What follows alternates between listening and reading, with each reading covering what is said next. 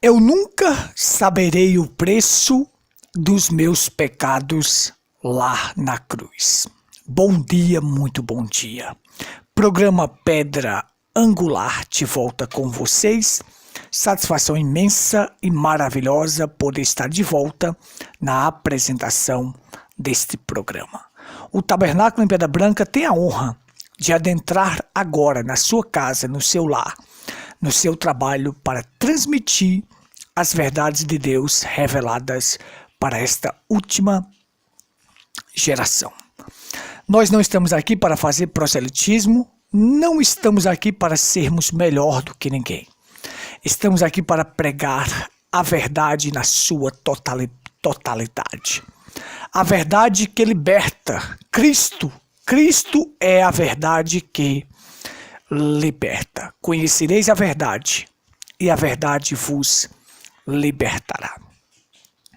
Fica claro uma coisa, amados, aqueles que estão conectados conosco pela Pedra Branca FM, pelo Facebook, e esse vídeo também estará no nosso canal no YouTube, Tabernáculo em Pedra Branca, Paraíba.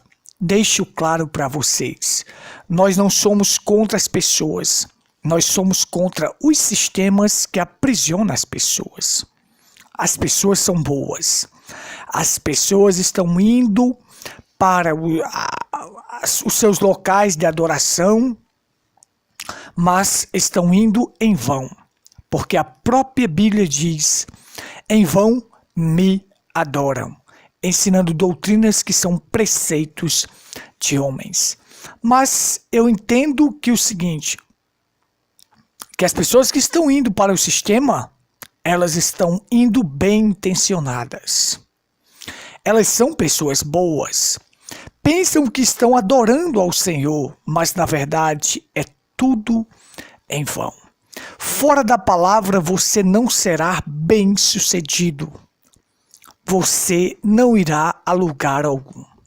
Isto é claro. O nosso profeta disse algo tremendo, o profeta William Marion Branham. Ele disse, se você só tem parte da palavra e não tem toda a palavra, é como você não tivesse nada. É como se você não tivesse nada. Por isso que Jesus disse, o homem vive de toda palavra que sai da boca de Deus, de toda, não só é parte. Se você reter parte desta palavra, mas não tiver a palavra toda revelada, então é como se você não tivesse nada e você não consegue viver, porque o homem tem que viver de toda palavra. Você não pode tirar e você não pode acrescentar. Você tem que ficar com aquilo que está escrito. Com aquilo que está escrito. Louvado seja Deus. Muito bem, nós estamos continuando aqui em Gênesis. Nós estamos seguindo aqui o livro de Gênesis, capítulo por capítulo, porque este livro está recheado de mistérios, de coisas maravilhosas e grandiosas. E o profeta William Branham ensinou que há dois livros que Satanás odeia, um é Gênesis e outro é Apocalipse. Em Gênesis está o princípio, nos mostra a graça de Deus revelada através dos patriarcas, nos mostra o chamado incondicional, nos mostra Deus em cena. E aí esse livro está recheado de mistérios, de coisas maravilhosas, de coisas tremendas. E hoje nós vamos continuar o capítulo 35. E neste capítulo nós vamos concluir, porque nós falamos que Jacó teve que sair de Siquém, deixar o pedaço de terra que ele comprou e ir até Betel. Deus falou com ele, diz, volta, vai lá até Betel, o local que eu te apareci. E Jacó manda o povo tirar os deuses estranhos deles. E aí nós aprendemos na lição passada que existem três espíritos que rondam o mundo e que estão destruindo as pessoas. Que são o espírito de adultério, o espírito de apostasia, o espírito de adultério, o espírito de apostasia e o espírito de idolatria. adultério, idolatria e apostasia. Esses três espíritos têm tomado de conta da vida das pessoas, estão levando as pessoas à perdição. Nós explicamos isto na lição passada. São os três espíritos que estão aí, rondando: adultério, idolatria e apostasia. E aí nós fizemos um breve resumo que adultério é tudo aquilo que você tira o original. E nós colocamos o exemplo de um pingo de água em 1 litro de leite, adulterou o leite. Tirou o original é adultério. Idolatria é tudo aquilo que você coloca entre você e Deus. E apostasia é o desvio da fé. Se você olhar para o mundo hoje, esses três espíritos estão englobados. Quando não é um, é outro. Então veja só. Mas nós vamos seguir hoje e nós vamos entender claramente. Aqui nós vamos ver que na primeira parte do capítulo 35, nós vemos Deus falando com Jacó, chama ele até Betel de volta, eles mandam tirar os deuses estranhos, e ali ele segue sua caminhada, exalta Deus, fala que Deus que responde na angústia e andou com ele pelo caminho por onde ele andou. E aí nós seguimos. Aí agora nós vamos ver a segunda parte deste capítulo, que são 3 crises que Jacó irá enfrentar. A perca de Raquel, ver seu filho se deitar com sua concubina e a morte do seu pai. Veja que a vida de Jacó foi de enfrentar problemas, de enfrentar crises, tribulações, mas ele superou, porque Jacó simboliza a graça, e quem tem a graça supera qualquer coisa. Então você vai ver aqui o seguinte, que a vida de Jacó ela é dividida em 3 fases. A primeira fase de 0 a 40 anos, quando ele está na casa do pai. Ali ele vive uma vida pacata, tranquila, uma vida pacífica. E nós devemos nos preparar quando estamos na pacificação e devemos estar se preparando para a tribulação. O problema dos seres humanos é quando eles estão numa vida mais tranquila, eles param de orar, param de clamar a Deus, param de buscar a Deus. Aí é que nós deveríamos nos prepararmos, se prepararmos para enfrentarmos o pior, enfrentar o pior que virá. Por isso que um homem que está preparado em oração, quando a tribulação vem, ele consegue superar. A tribulação não abala a sua fé e nem o seu relacionamento com Deus. Muito pelo contrário, a tribulação, ela faz nos amadurecer. Então vamos lá. A segunda fase de sua vida é de 40 a 130 anos, onde ele enfrenta tribulações e problemas e dificuldades. Mas essa tribulação serviu para ele crescer, prosperar, ter sucesso, ser um vencedor. Se aproximar de Deus e ter experiências com Deus. E a terceira fase da vida dele é 17 anos no Egito, onde ele termina os seus anos abençoando. Então eu quero enfrentar as tribulações para terminar os meus dias de vida abençoando. Como eu quero terminar meus dias de vida? Abençoando. E ele termina abençoando os seus filhos em Gênesis 49, trazendo as coisas que viriam a acontecer a eles no futuro. Mas vamos lá, vamos ler para a gente entender. Gênesis 35, versículo 16. E partiram de Betel, e havia ainda um pequeno espaço de terra para chegar a Efrata, e deu à luz Raquel. E ela teve trabalho em seu parto. E aconteceu que, tendo ela trabalho em seu parto, lhe disse a parteira: não temas, porque também esse filho terás. E aconteceu que, saindo-lhe a alma, porque morreu, ela chamou o seu nome de Benoni. Mas seu pai chamou-lhe de Benjamim, ou Beniamim. E assim morreu Raquel e foi sepultado no caminho de Efrata, que é Belém. Jacó pôs uma coluna sobre a sepultura. Esta é a coluna da sepultura de Raquel até os dias de hoje. Então partiu Israel e estendeu a sua tenda além de Migdal-Eder.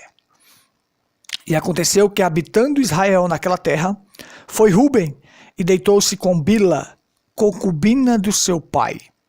Israel soube, e eram 12 os filhos de Jacó. Os filhos de Lia, Ruben, o primogênito. Ruben, o primogênito de Jacó. Depois Simeão e Levi, e Judá, Issacar e Zebulão. Os filhos de Raquel, José e Benjamim, e os filhos de Bilas, serva de Raquel, Dan e Naftalim. E os filhos de Zilpa, serva de Lia, Gad e Azer. Esses são os filhos de Jacó, que lhe nasceram em Padã Arã. E Jacó veio a seu pai, a Manrim, a Quirat-Aba, que é Hebron, onde peregrinaram Abraão e Isaque. E foram os dias de Isaque 180 anos. Isaque expirou e morreu, e foi recolhido a seu povo, velho e farto de dias. E Esaú e Jacó, seus filhos, o sepultaram. Senhor, tua palavra é a verdade. Fala aos corações das pessoas que estão do outro lado. Unge os ouvidos e os corações delas. Unge os meus lábios e o meu coração agora, em nome do Senhor Jesus Cristo. Amém. Amém. Muito bem, meus amados, a todos que estão conectados pela Pedra Branca FM, pelo Facebook, Deus vos abençoe. É uma lição preciosíssima para nós. Veja só. Então Jacó partiu de Betel, faltava ainda um caminho, uma certa distância para chegar a Efrata, e ali Raquel entrou em trabalho de parto, um trabalho de parto difícil, no nascimento de Benjamim, que levou ela a morrer. Você sabe que as mães hebreias davam à luz mediante a dores de parto. E elas colocavam o nome nos seus filhos, aquilo os posicionava na posição devido ao seu nome, porque nós temos por certo que a Bíblia ensina que nome aponta para caráter, para posição, para atitude. E você vai ver que quando há uma mudança de nome, há uma mudança de posição, de caráter, de atitude. Você vê que Abrão se tornou Abraão ou Abraã. Avram, no original, se tornou Avraham. Deus colocou uma letra do seu nome no nome de Avraham, dando a ele força masculina, força no sêmen para gerar.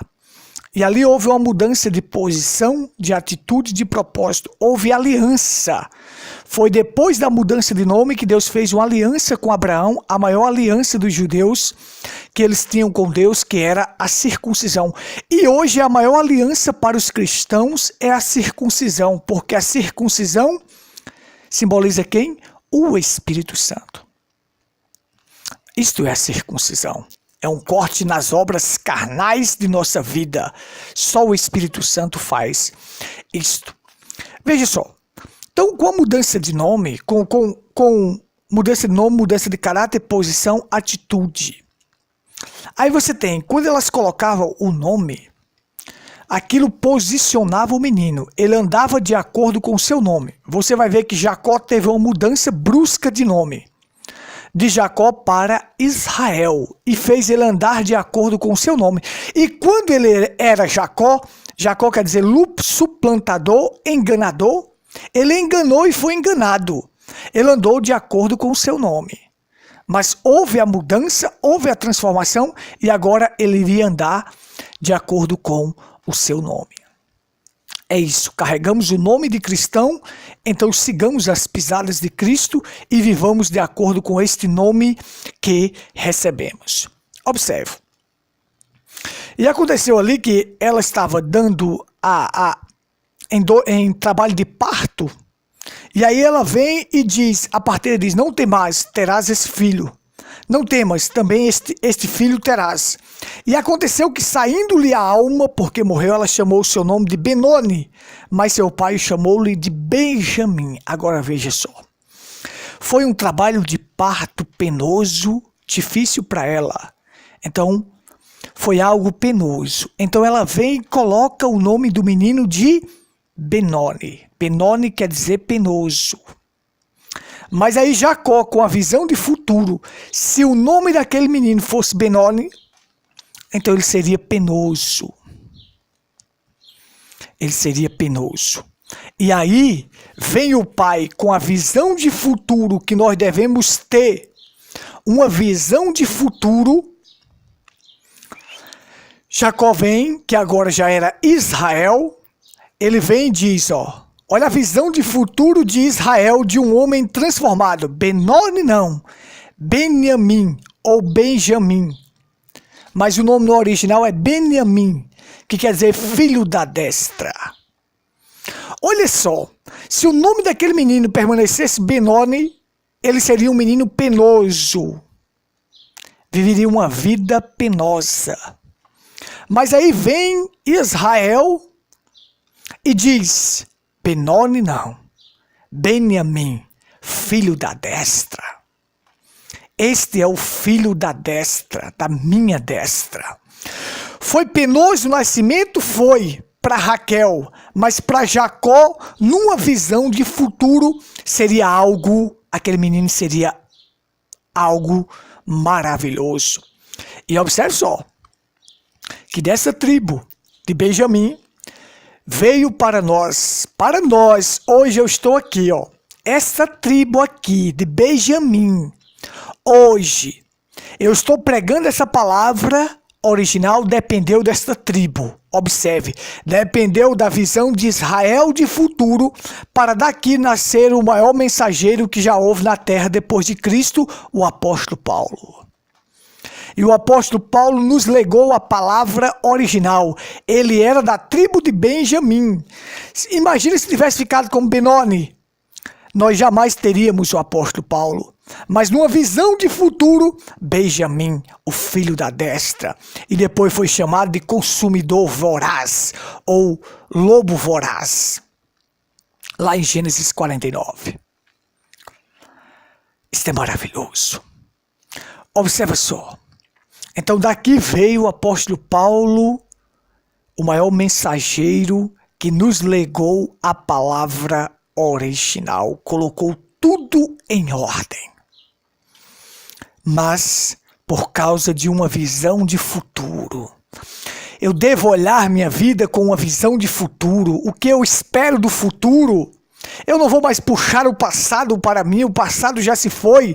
Eu vou tentar puxar, viver o presente pensando no futuro. Qual será o meu futuro? Um futuro brilhante e maravilhoso. Esta deve ser a minha visão. E aí segue. Raquel morre. Ele sepulta Raquel. Foi sepultada no caminho de Efrata, que é Belém. Ela foi sepultada em Belém.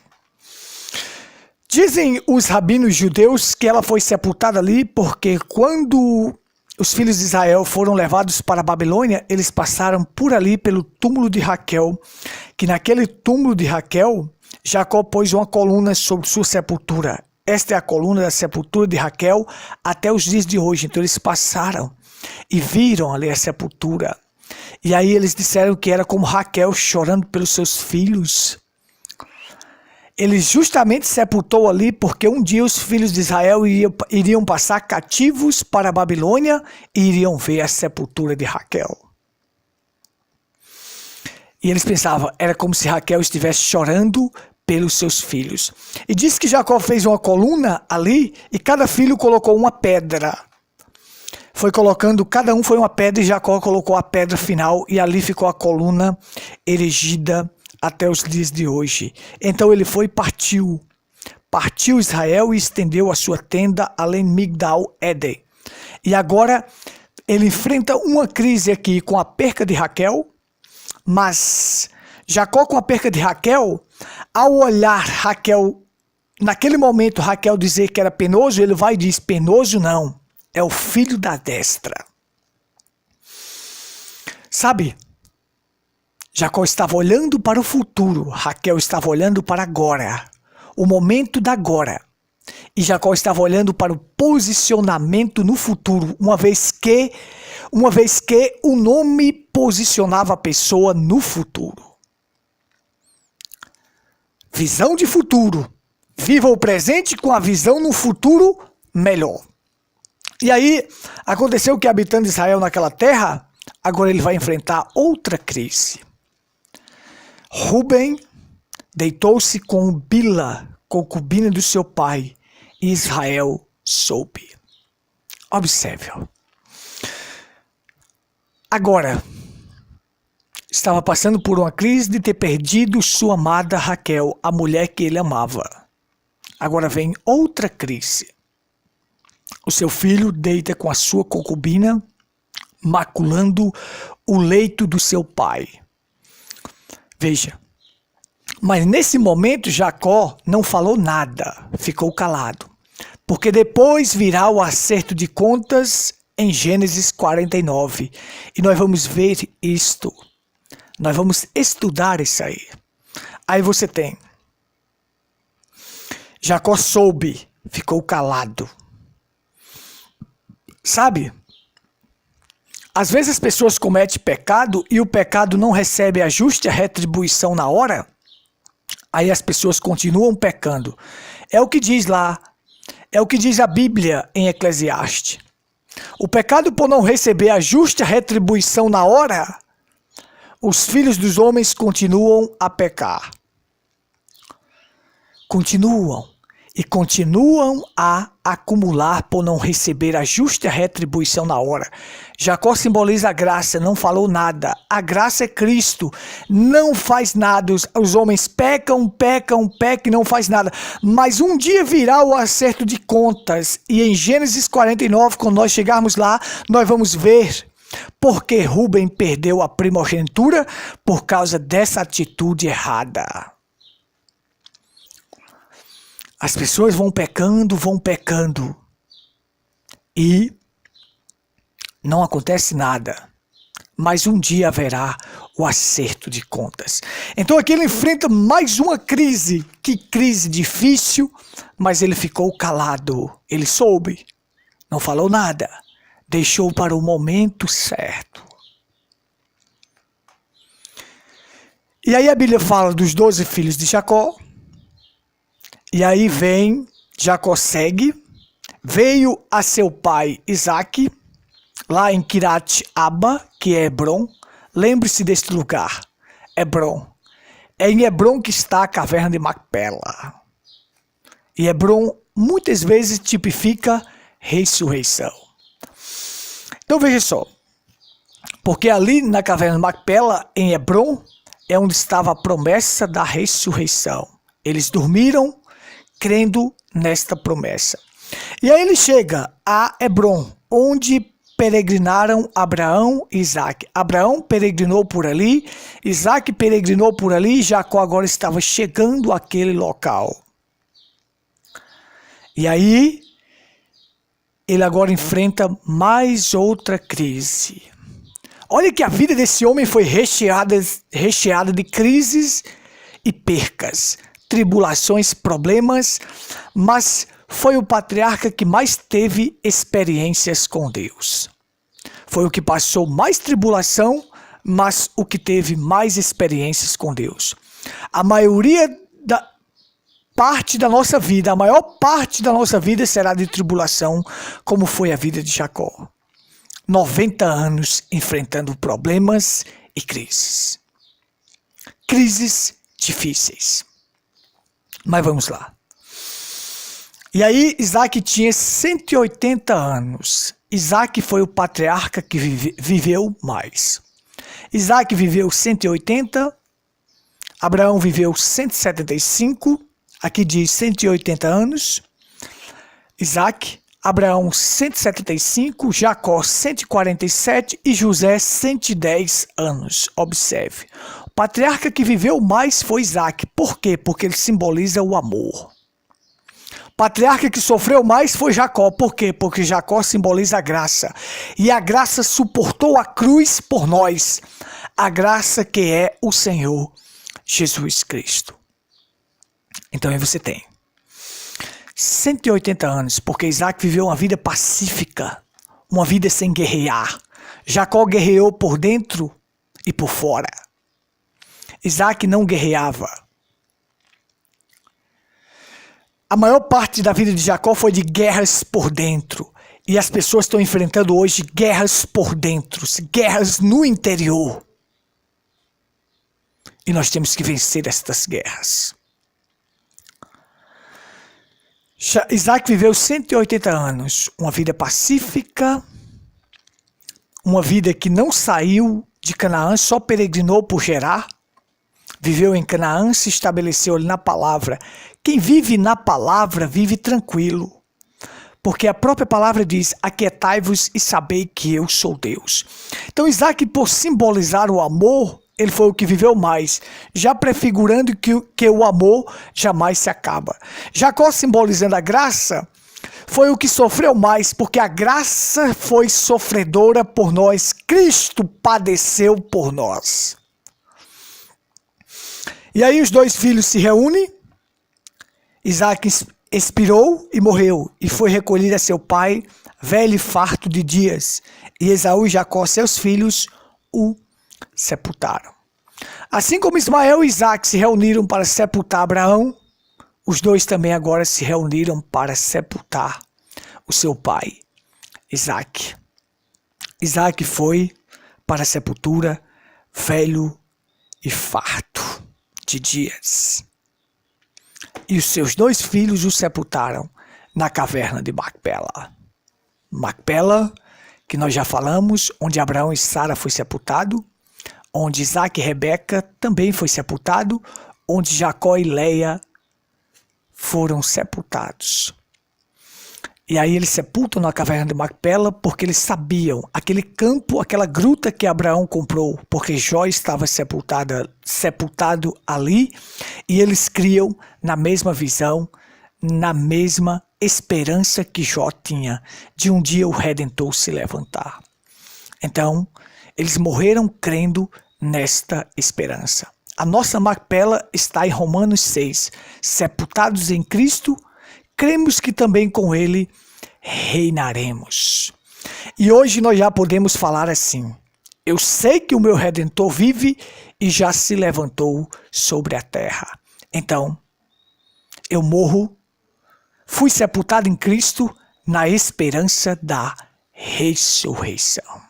Eu não quero morrer e ser sepultado no Egito, não. Os patriarcas não queriam. O próprio Jacó, que terminou sua vida no Egito, disse que queria ser sepultado na caverna de Macpela. Não, eu não quero morrer no mundo com as práticas do mundo. Eu quero morrer em Cristo na palavra, porque aí eu irei reinar. Meu tempo acabou, graças a Deus. Nossos cultos, só resta tempo para convidar vocês para os nossos cultos. Rua Cândido Gambarra, sem número, próxima à antiga caixa d'água, ali está o nosso tabernáculo. Vem estar conosco. Domingos e quarta, às 19h30. Você é meu convidado especial para estar conosco. Venha participar. Venha conhecer mais desta revelação, desta palavra, esta palavra viva e eficaz. Rua Cândido Gambarra, sem número, próximo à antiga caixa d'água, ali está o nosso tabernáculo. Domingos e quarta, às 19h30. Vem estar conosco. O nosso WhatsApp para contato é 83 986 28 6747. Aí está o nosso WhatsApp na tela também para você. E se você quiser entrar em contato, faça sua pergunta. E na medida do possível, nós te responderemos. Um forte abraço, fique na paz do Senhor. A todos que estiveram conosco pelo Facebook, pela Pedra Branca FM. Deus vos abençoe. Shalom a todos.